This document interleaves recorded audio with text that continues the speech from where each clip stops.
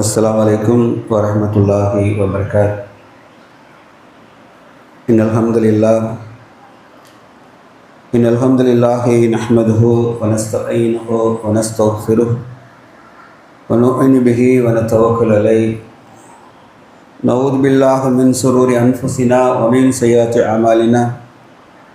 मन यहदिहिल्लाहु फला मुदिल्ल लहु व मन युद्लिलहु फला हादिय लहु। वअशहदु अन ला इलाहा इल्लल्लाह वहदहु ला शरीक लहु व अशहदु अन्न मुहम्मदन अब्दुहु व रसूलुहु अम्मा बाद। औज़ु बिल्लाहि मिनश शैतानिर रजीम। बिस्मिल्लाहिर रहमानिर रहीम।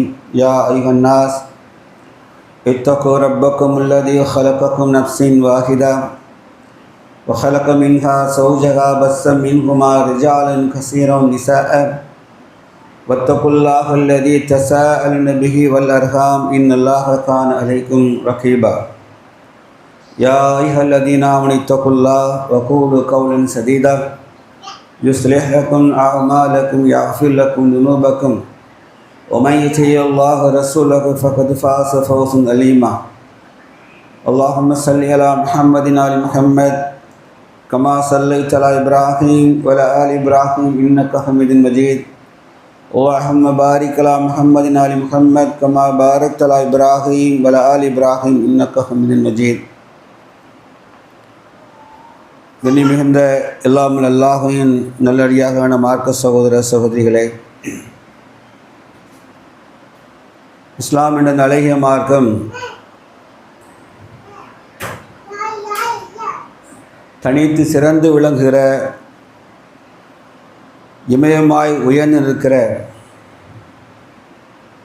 எக்காலம் அழிக்க முடியாத அல்லாஹுடைய ஜோதியாக இருக்கிறது. அதில் அங்கம் பெறுகிற நாம் பாக்கியசாலிகள். நம்மால் இயன்றவரை இந்த அல்லாஹுடைய மார்க்கத்தை நிலைநாட்டக்கூடிய நன்மக்களாக, தீனின் இஸ்லாத்தை அடையாளம் காட்டக்கூடிய, இன்னும் சொல்லப்போனால் லா இலாஹ இல்லல்லாஹ் என்ற கலிமா ஷஹாதத் வார்த்தைக்கு சாட்சி சொல்லக்கூடிய மக்களாக வாழ்ந்து மரணிக்க வேண்டும். அதுவே உயர்ந்த லட்சியமாக நாம் அமைத்து கொள்ள வேண்டும். அல்லாஹ்வுடையார்களே, காலங்கள் வேகமாக சுழன்று நம்மை விட்டு கடந்து போய்விடும். காலம் வருகிறது போகிறது, ஒரு நாள் முடிவடைந்துவிடும் ஒவ்வொரு நபருக்கும். அதுபோன்றே இந்த யுகத்திற்கும் ஒரு நாள் முடிவுண்டு. முன் சென்ற சமுதாயத்தை அல்லாஹ் ரப்புல் ஆலமீன் அருள்மறை திருக்குர்ஆனிலும் முஹம்மது ரசூலுல்லாஹி ஸல்லல்லாஹு அலைஹி வஸல்லம் அவர்கள் வாழ்க்கையில் நிறைய நிகழ்வுகளும் நம்மை நன்னெறிப்படுத்துகின்றன, மறுமையில் வெற்றி அடைவதற்கு நம்மை வழிநடத்துகின்றன. இவர்களை போன்று வாழ முடியுமா என்று சொல்லக்கூடிய அளவுக்கு முன் சென்ற சமுதாயம் மகத்தான சாதனைகளை புரிந்தவர்களாக வாழ்ந்து மரணித்திருக்கிறார்கள். அவர்களில் பெரும்பாலும்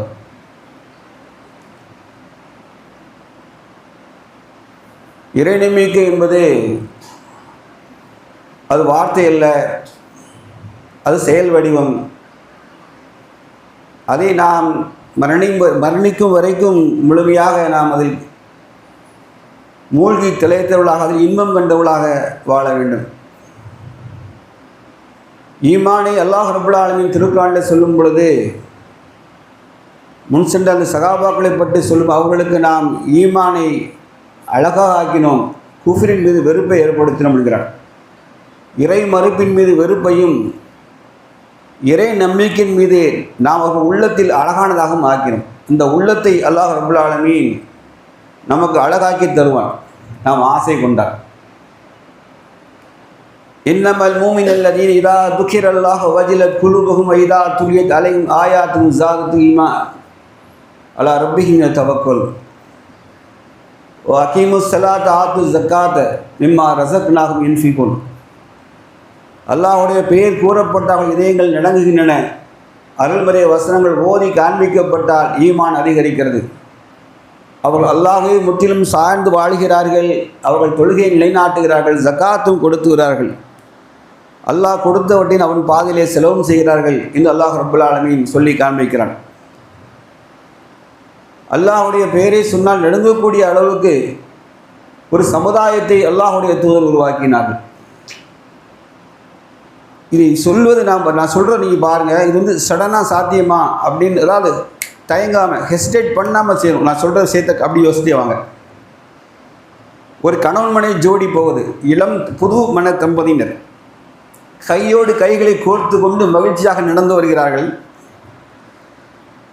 அல்லாஹுடைய தூதர் நபி ஸல்லல்லாஹு அலைஹி வஸல்லம் சொன்னார்கள், நீங்கள் 2 பேரும் பால்குடி சகோதரர்கள் ஆகிட்டேங்கிறாங்க. பால்குடி சகோதரன் ஆகிட்டே. சிறு குழந்தையில் இந்த குழந்தையோட தாய் பெண்ணின் தாயோ அல்லது ஆணின் தாயோ இந்த குழந்தைக்கு மாற்றி பால் கொடுத்துருக்காங்க. நம் மார்க்க அடிப்படையில் என்னவாகிறது கேட்டால் பால்குடி சகோதரி என்ற உறவை அல்லாஹ் ஏற்படுத்தினான். இது இஸ்லாத்தில் ஆழமான நம்பிக்கை. அதன் உட்பொருளை ஆராய்ந்து பார்க்க வேண்டிய அவசியம் நமக்கு இல்லை. ஏனென்றால் ஆமன்னா செவியுட்டம் கட்டுப்பட்டும் என்பதுதான் ஈமான்.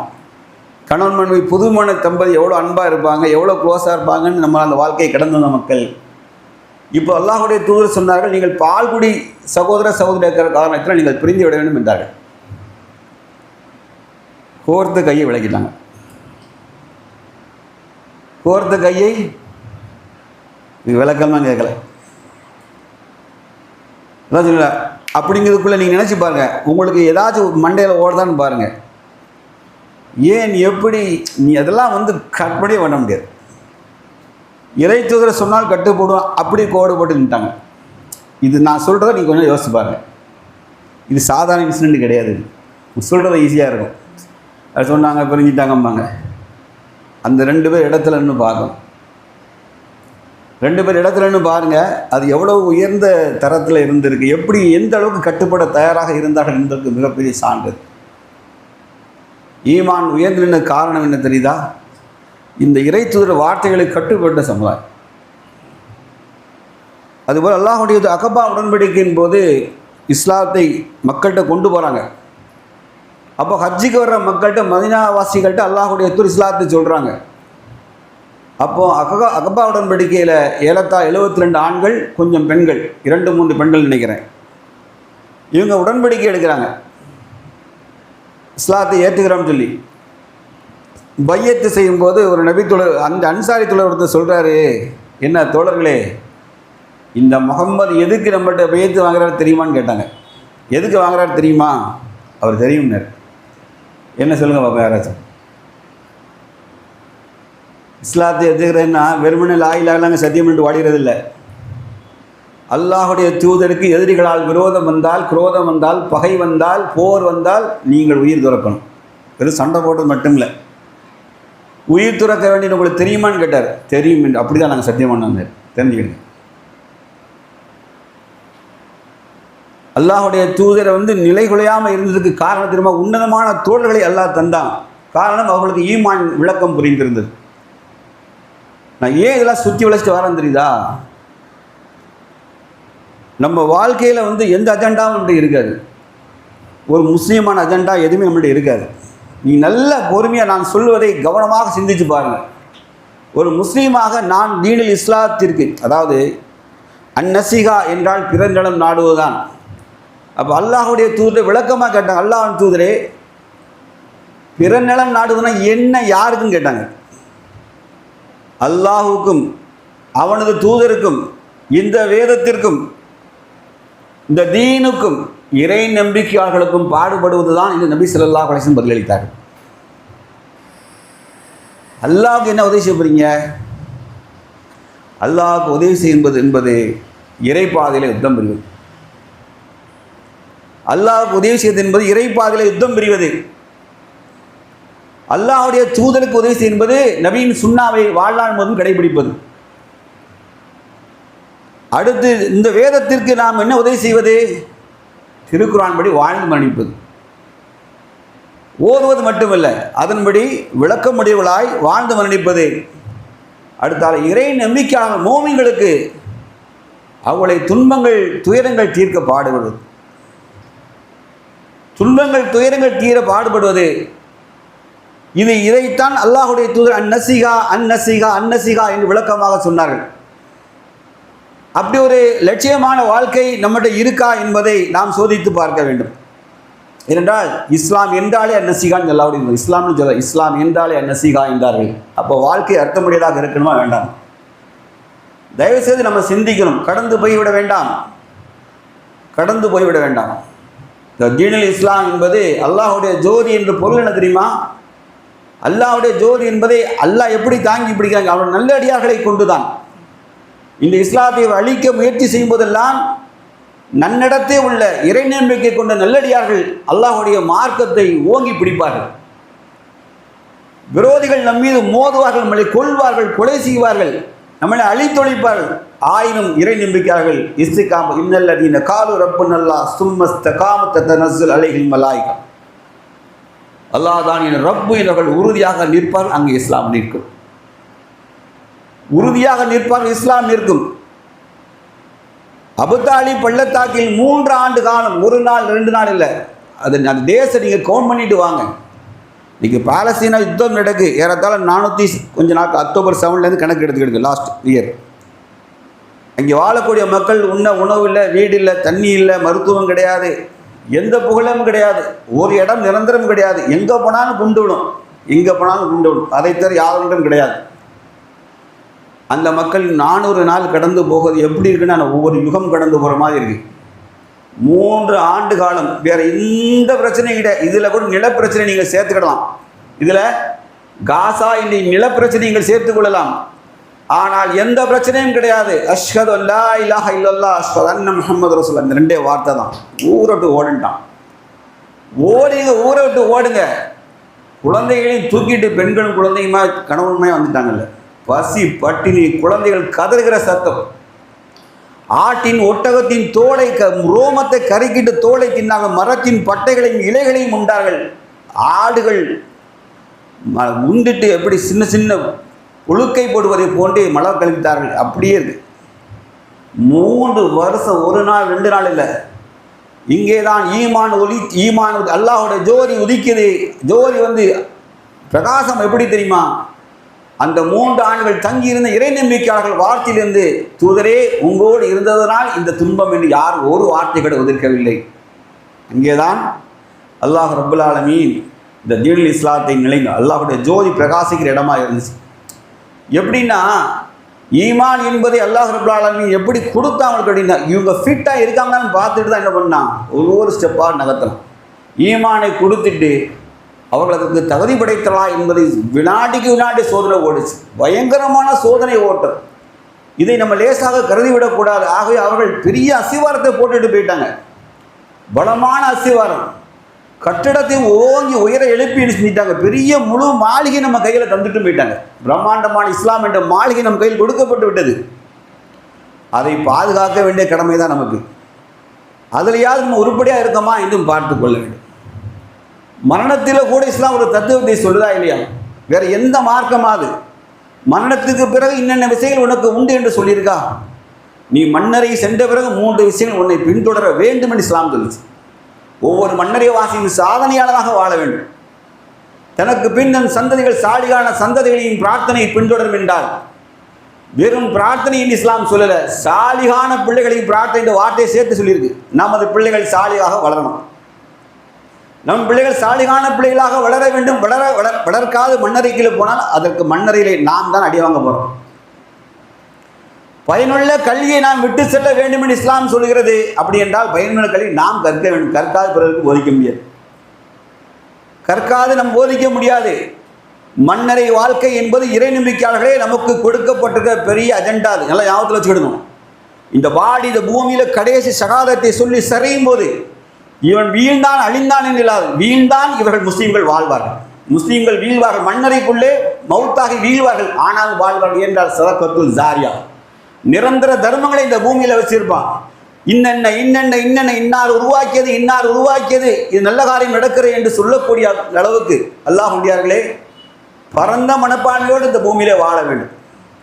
நமக்கு தேவைகளும் அதிகமாக இந்த சூழ்நிலை ஏற்படத்தான் செய்யும். அதையும் தாண்டி இறைபாதிலே யுத்தம் புரிந்துதான் நீங்கள் ஃபீ சபீலில்லாஹ் அடைய வேண்டும் என்று அர்த்தம் இல்லை. விதவைகளுக்கும் ஏழைகளுக்கும் அவர்களுடைய தேவையை போக்க யார் பாடுபடுகிறாரோ இறைப்பாதையில் இன்று பயணிப்பதற்கு சமமாகும் என்று நபி ஸல்லல்லாஹு அலைஹி வஸல்லம் சொன்னார்கள். அது வெரி சிம்பிளான வார்த்தை கிடையாது. அது ஏழைகளினுடைய துயரை நிரந்தரமாக தீர்க்க பாடுபடுவதும் விதைகளின் துயரங்களை தீர்ப்பதும் சாதாரண விஷயம் அல்ல. அல்லாஹ்வுடைய தூதர் நபி ஸல்லல்லாஹு அலைஹி வஸல்லம் கூட 2 பேர் மறுமையினால் இருப்பதாக சொன்னார்கள். 3 பேர், 3 தரப்பர். ஒருவர் வந்து அல்லாஹ்வின் தூதரே, உங்களோடு நான் மறுமையில் உங்களோடு இருக்க வேண்டும் என்றார். நபி ஸல்லல்லாஹு அலைஹி வஸல்லம் சொன்னார்கள், என் தோழரே நீங்கள் சுஜூதை அதிகப்படுத்துங்கள் என்று சொன்னார்கள். அப்படி என்றால் உபரியான வணக்கம், ஃபர்லான வணக்கம், உபரியான வணக்கங்கள், தஹஜ்ஜுத் தொழுகை போன்ற உபரி சுஜூதுகளை அதிகப்படுத்துங்கள், என்னோடு நீங்கள் இருப்பீர்கள் என்று சொன்னார்கள். இரண்டாவது அல்லாஹ்வுடைய தூதர் சொன்னது, அநாதைகளை ஆதரியுங்கள், அநாதைகளை ஆதரியுங்கள், நீங்கள் நான் சொர்க்கத்தில் இப்படி இருப்போம் என்று சொன்னார்கள். மூன்றாவது யார் தெரியுமா? கரிய முகத்தையுடைய பெண்கள். கரிந்து போன கரிய முகம் இல்லை, கரிந்து போன முகத்தையுடைய பெண்கள் யார் தெரியுமா? இளம் வயதிலே குழந்தைகளை பெற்றிருப்பாள், கணவன் இறந்திருப்பாள், விதவை கோலத்தையே வாழ்வை கழித்திருப்பாள். மற்றொரு திருமண வாய்ப்பு வந்த போதும் என் பிள்ளைகளை மற்றொருவன் சரியாக கவனிக்க விடாமல் போய்விடுமே என்ற அச்சத்தின் காரணமாக திருமணம் செய்யாது ஆசை, ஏக்கம், யுக்கம் எல்லாத்தையும் மனசில் அடக்கி போட்டு வச்சுட்டு, இறைவா நான் இந்த பிள்ளைகளுக்காக அர்ப்பணிக்கிறேன், அவளுக்கு திருமண ஆசை உண்டு.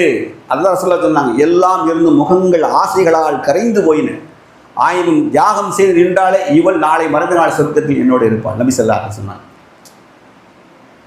விதைகளுக்கான புரிதா? விதைகளுக்கும் ஏழைகளுக்கும் பாடுபடுகிற அப்போ யார் அந்த பெண்? இந்த பெண் யாரையும் சாராது வாழ வேண்டும் என்றால் அவளுக்கு குடும்ப பின்னணியோ அண்டை வீட்டுக்கார உறவு சரியாக இல்லாத போது அவளுக்கு அடைக்கலம் தர வேண்டியது இறை நம்பிக்கையாளரின் கரங்கள் தான். அவள் இன்னொரு திருமணத்தையும் ஆதரிக்கலவ, இன்னொரு திருமணத்துக்கும் போல. அப்படி அவருடைய பொருளாதார தேவைகள், வாழ்வாதார தேவைகள், பிள்ளை வளர்ப்பு, கல்வி எல்லாவற்றிற்கும் ஒரு சமூகம் பாடுபட வேண்டும். பல கருப்பி அவர்கள் அல்லாஹ் உருவாக்கிய சமூகம் என்று புத்தகத்தை வெளியிட்டுள்ளா. தயவுசெய்து நீர்த்திரைகிற யூடியூப் சேனலில் ஃபுல் லைவ் ஆகிருக்க நீங்கள் பாருங்கள். உயர்ந்த கான்செப்டை சொல்கிறார். அவர் ஒன்று மிஸ் பண்ணுறாரு, இருந்தாலும் அவர் சொல்கிறார். முஸ்லீம்களே சொல்லிட்டு இப்படி கையெழுத்து, முஸ்லீம்களே நீங்கள் பல்கலைக்கழகங்கள் உருவாக்காமல் போய்விடுங்கள், ஆனால் ஃபாத்திமாக்களை பசிக்காக யாரிடத்திலும் கையேந்த விடாதீர்கள் சொன்னார். கண்ணீர் வந்து எனக்கு ஒரு மனிதனை பார்வை எப்படி இருக்கு பாருங்க. ஏனென்றால் இஸ்லாம் சொன்னது, இஸ்லாத்தில் சிறந்தது என்ன தெரியுமா? பசித்தோருக்கு உணவளிப்பது என்றது. இதை நீங்கள் எங்கே நினைச்சாங்க? ஏனென்றால் வறுமை குஃப்ரில் கொண்டு விடும். இஸ்லாம் இன்னொரு தத்துவத்தை சொல்லுது, வறுமை பெரும்பாவத்தில் கொண்டு விட்டுரும். பசியால் ஏழ்மையால் கையில் செலவுக்கு பணம் இல்லாத போது ஒரு பெண், ஏழை பெண் அல்லது ஆதரவற்றவள், பலகீனமான ஒரு முதுமையான மனிதன் வேறு வழி இல்லாத பாவத்தை நோக்கி நகர்ந்து போய்விடுவான். அதான் இஸ்லாம் வறுமை குஃப்ரில் கொண்டு விட்டுரும். அப்படி என்றால் ஒரு இலக்கை யார் நியமிப்பது? இந்த இலக்கு இந்த மாதிரி பசியை ஒழிப்பது, வறுமையை ஒழிப்பது, விதவைகளுக்காக உதவி செய்வது. நம் சமுதாயத்தில் பலகீன மக்கள் என்று யாராலும் கண்டுகொள்ளாத கூட்டம் இருக்கவே கூடாது. ஏனென்றால் நாம் எல்லாம் திண்டு உண்டு கொழுத்துத்தான் வாழ்கிறோம். யாரும் இல்லை என்று மறுக்கக்கூடாது. யார் இல்லை என்று மறுப்பது எதுவும் கிடையாது. அடுத்த வேளைக்கு உணவில்லை என்று சொல்லக்கூடிய சூழ்நிலை அல்லாஹ் ரப்பல் ஆலமீன் நம்ம யாரையும் வைக்கல. ஆனால் அடுத்த வேளைக்கு உணவில்லை என்று இயங்குகிற கூட்டம் இன்னும் பூமியில் இருக்கு. வருஷத்துக்கு ஒரு துணியை எடுத்து அதையே மாற்றி தோச்சி போட்ட பெண்களும் ஆண்களும் உண்டு. யார் நம்மிடத்தில் கையேந்த மாட்டார்கள். அவர்களை முகப்புரிய கொண்டு நீங்களே தேடி உதவி செய்யணும் அல்லாஹ் ரப்பல் ஆலமீன் சொல்கிறான். உயர்ந்த மார்க்கம் இது. இமயமாக இஸ்லாம் நின்ற காரணம் அதுதான். நீங்கள் சாதாரணமாக கருதாதீங்க. அல்லாஹுடைய அருளை பெற வேண்டுமா? பலகீன மக்களுக்காக பாடுபடணும். இந்த பலகீனமான செக்டார் தான் இந்த அல்லாட்ட கையேந்தினா உடனே பதிலளிப்பான் அல்லாஹ் ரப்பல் ஆலமீன். பலகீனர்கள் கேட்டால் அல்லாஹ் உடனடியாக பதிலளிக்கிறான். அப்போ அவர்கள் நமக்கு எதிராக சாபம் விட்டுறக்கூடாது, நமக்கு எதிராக சபிச்சிடக்கூடாது. சமூகத்தை சபிச்சுட்டு போயிடுவான். யாருமே கேட்க ஆள் இல்லை என்று சபிப்பான். மருத்துவ ரீதியான உதவிகள் ஒரு நாளைக்கு லட்சக்கணக்கில் வருது. குரூப்பில் ஓப்பன் பண்ணால் போதும், ஷேரிங் வந்துக்கிட்டே இருக்கு.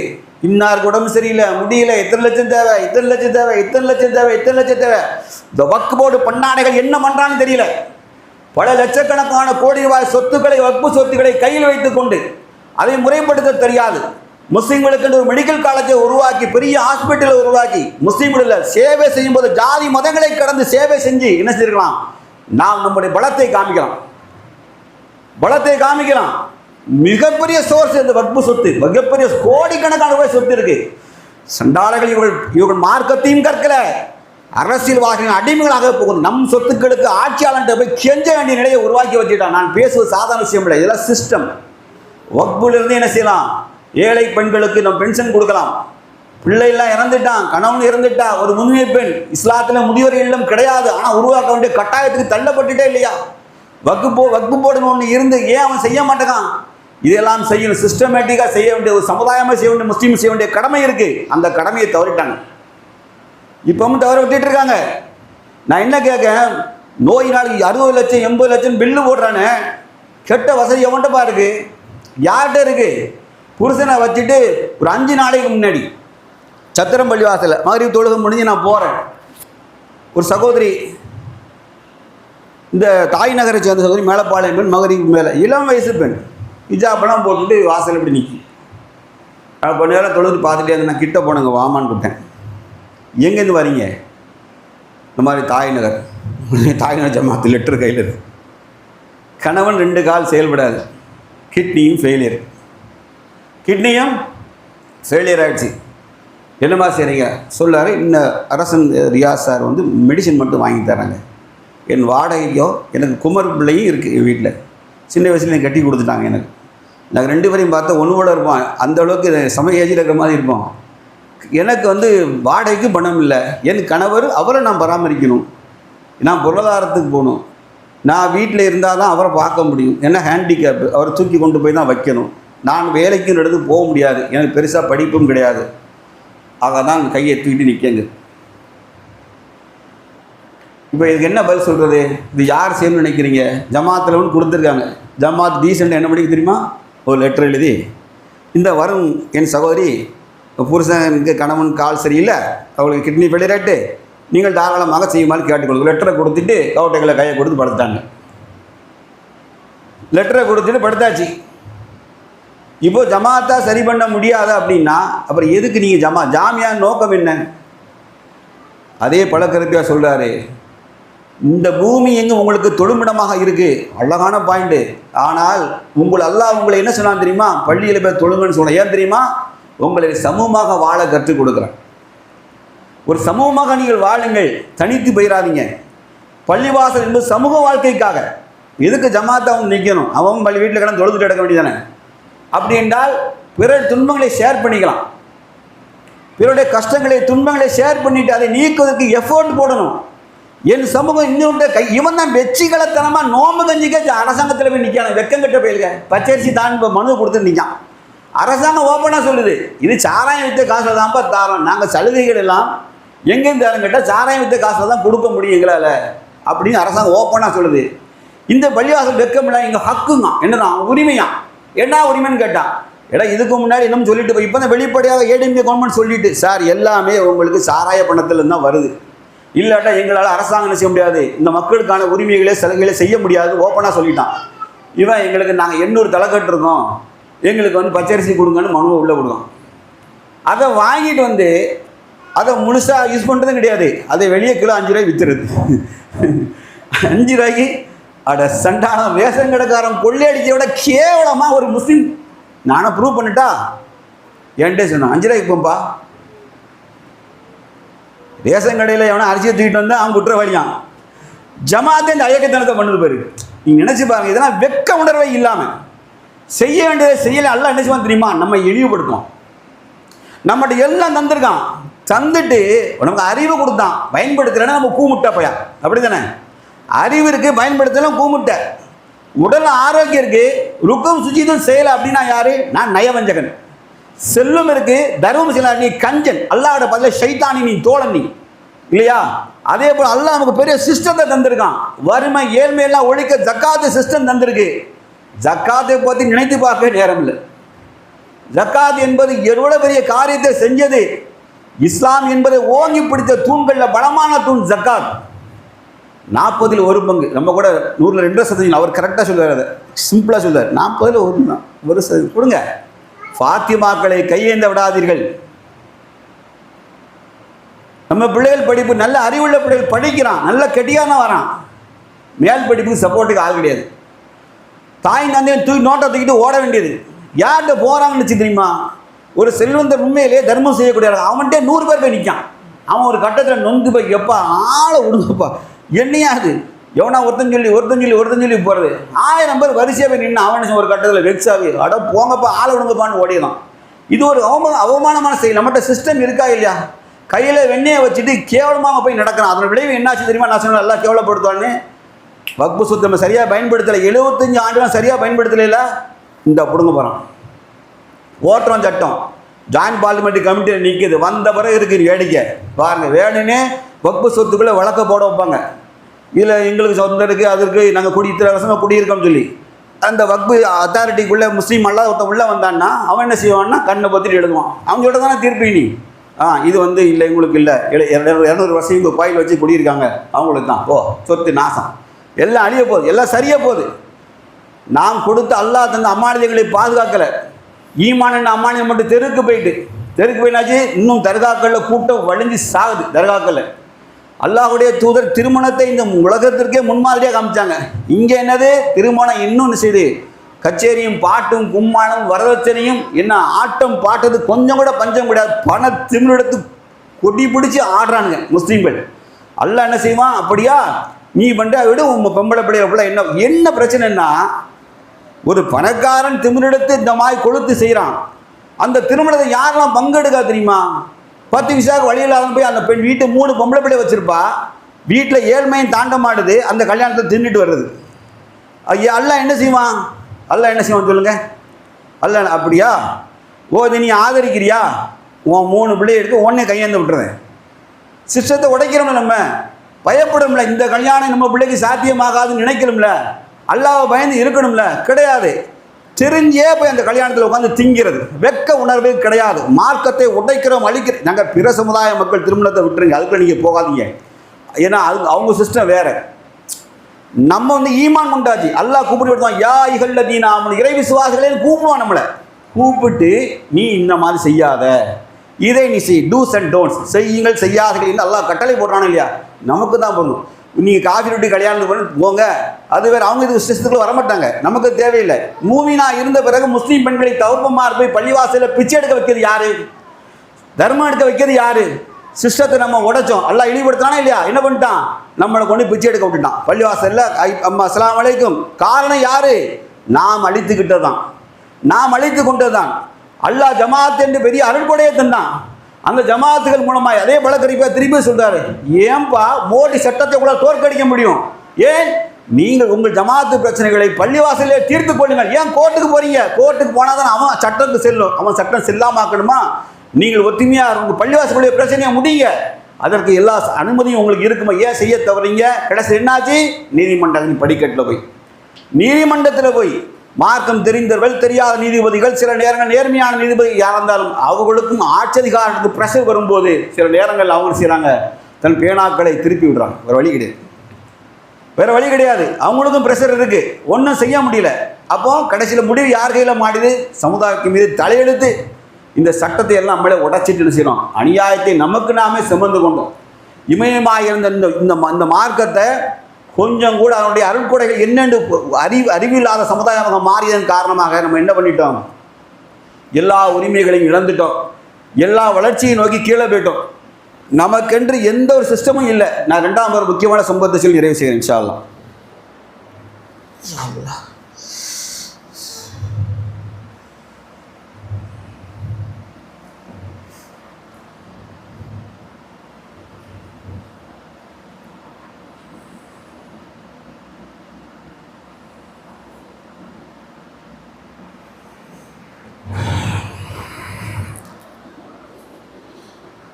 இன்னல் ஹம்துலில்லாஹ் நஹ்மதுஹு வ னுஸல்லி அலா ரசூலில் கரீம். அம்மா பஅத். அல்லாஹ் ரப்புல் ஆலமீன் அருள்குறை திருக்குர்ஆனில் சொல்லும் பொழுது நாம் 2 விஷயத்தை அல்லாஹ் தெளிவாக பேசுகிறான். இந்த உலகத்தில் ஸ்டேட்டஸாக கண்ணியமாக வாழணும்னு நினச்சா நாம் கல்வியாளர்களின் தர்ஜாவை உயர்த்துவோம். 12வது அத்தியாயம் 76 72 வசனம், 76 அல்லது 72 ஞாபகம் வச்சுருங்க. கல்வியாளர்களின் தர்ஜா அந்தஸ்தை நாம் உயர்த்துவோம். ஒரு முஸ்லீம் தன் சொசைட்டியை மேலே கொண்டு வரணும்னு நினச்சான் அப்படின்னா வெறும் பொருளாதாரமாக நினைக்காதீங்க. இந்த பணத்தின் அடிப்படையிலே சிந்திக்கும் போது நாசத்தை தவிர ஒன்று உண்டாகாது. வெறும் நீ சோத்து பிண்டமாக தான் இருப்பீங்க. சொசைட்டியை தூக்கி பிடிக்கணும், அல்லாஹ்வுக்காக இந்த சமூகத்தின் கண்ணியம் விட வேண்டும் என்ற எண்ணத்தையே வளர்த்து கொண்டு நல்ல சிந்தனையாளர்களாகவும் கல்வி அறிவு ஆராய்ச்சியாளர்களாகவும் மாறி இருந்தால் அல்லாஹ் சொல்கிறான், கல்வியாளர் அந்தஸ்துகளை நாம் உயர்த்துவோம். இது அல்லாஹ்வுடைய வாக்குறுதி. இந்த சமூகம் எவனாலும் அசைக்க முடியாத இடத்துக்கு போகணும் அப்படின்னா நல்ல கல்வியாளர்களாக மாறணும். இட் மீன்ஸ் நீங்கள் வெறுமனே கல்லூரி படிப்போடு அதை தாண்டி ரிசர்ச் அண்ட் டெவலப்மெண்ட், அட்வான்ஸ்மெண்ட். ஏன்னா ஒரு சமூகம் வளர்ந்து அந்த லெவலுக்கு போயிட்டு அதையும் தாண்டி மேலிடத்து நம்ம போகணும், அதற்கான துறைகளை தேர்ந்தெடுக்கணும். அந்த வாய்ப்புகளை ரிசர்ச் அண்ட் டெவலப்மெண்ட் சென்டர்களையும் இது மாதிரி வக்பு நிர்வாகம், ஏன்னா கோடிக்கணக்கான சொத்து இருக்கிற காரணத்தினால் நிறையா லேண்ட்ஸ் இருக்குது, வக்பு நிர்வாகம் செய்யணும். அப்படி என்றால் மட்டும்தான் சமூகம் வளரும். இந்த முழு கல்வி அறிவுகள் எல்லாரும் செய்ய வேண்டிய என்ன தெரியுமா? அல்லாஹ் சமூகத்தை அந்தஸ்து ரெண்டாவது சொன்னது, குன்தும் ஹைர உம்மத் உஹ்ரிஜத் லின்னாஸ் தஅமுருன பில் மஅரூஃப் வ தன்ஹவுன அனில் முன்கர் துமினு பில்லாஹ். அல்லாஹ்வால் படைக்கப்பட்ட சமுதாயத்திலே நீங்கள் தான் மேன்மையான சமுதாயம். காரணம், நீங்கள் நன்மையை ஏவுகின்றீர்கள், தீமையை தடுக்கின்றீர்கள். அல்லாஹ் சொன்னார். இந்த சமூகம் நன்மை ஏவி தீமையை தடுத்தால் நாம் தான் உன்னதமான சமுதாயம். இன்னை வரைக்கும் முஸ்லீம் சமுதாயம் போய் அரசியல் ரீதியாக நாம் அவங்கள்ட்ட சீட்டுகளை தான் கேட்குறோம். இதனால் அதிகாரம் கிடைக்குன்னு நினைக்கிறோம். 2 எம்எல்ஏக்களை பெறுவதால் இந்த சமூகத்துக்கு எந்த மாற்றம் வரப்போவது கிடையாது. வந்திருக்கா? யாராவது சொல்லுங்க, 2 எம்எல்ஏ வந்ததுனால இந்த சமூகத்தில் புரட்சி வெடிச்சது. ஒன்றும் நடக்க போகிறது கிடையாது, வாய்ப்பும் இல்லை. ஏனென்றால் ஜனநாயகம் என்பது, டெமோக்ரஸி என்பது மெஜாரிட்டியினுடைய கையில் போகும். மெஜாரிட்டி நம்ம இல்லை. நீங்கள் எப்படி சுற்றி போனாலும் மெஜாரிட்டி நம்ம இல்லை. நாம் இந்த இடத்துல கிங் மேக்கராக இருக்க முடியவே முடியாது. சொல்லலாம், we are one of the factor. நாம் அவங்க வெற்றிக்கு ஒரு காரணம் என்று சொல்லிக்கலாம். நாம் நினைத்தால் தான் ஆட்சி அதிகாரத்தை உட்காரம் சொல்ல முடியாது இல்லையா? வி ஆர் வீக்கர் செக்ஷன் தான். அதாவது நான் பலகீனம் சொல்றது உள்ளத்தால் இல்லை, எண்ணிக்கை அடிப்படையில் சொல்கிறேன். எண்ணி கிடையாது. ஈமான் பலமானா அல்லாஹ் சொன்னான், இறையச்சமுடைய எவ்வளவு சிறு படையை கொண்டு பெரும் படைகளை நாம் சிதறடித்தோம்கிறான். அது இஸ்லாம், அல்லாஹுடைய வாக்குறுதி. அப்போ இந்த மாதிரி சிஸ்டம் அங்கே இருக்கும்போது நாம் என்ன சாதிச்சிட முடியும்? ஒன்றும் சாதிக்க முடியாது. அப்போ நம்ம என்ன செஞ்சுருக்கலாம்? இஸ்லாத்தை நிலைநாட்டோம். முஸ்லீம்கள் நாங்கள் என்ன செய்ய மாட்டோம்? வாக்களிக்க மாட்டோம். எதுவரை? நீங்கள் பகிரங்கமாக மதுக்கடையை மூடு, இல்லைன்னா ஓட்டு போட மாட்டோம். எங்கள் சீட்டில் ஒரு மண்ணை நீ தர வேணாம், நாங்கள் பார்த்துக்குவோம். நாங்கள் உழைப்போம், நீங்கள் உழைச்சா அல்ல எங்களுக்கு பலன் தருவோம்.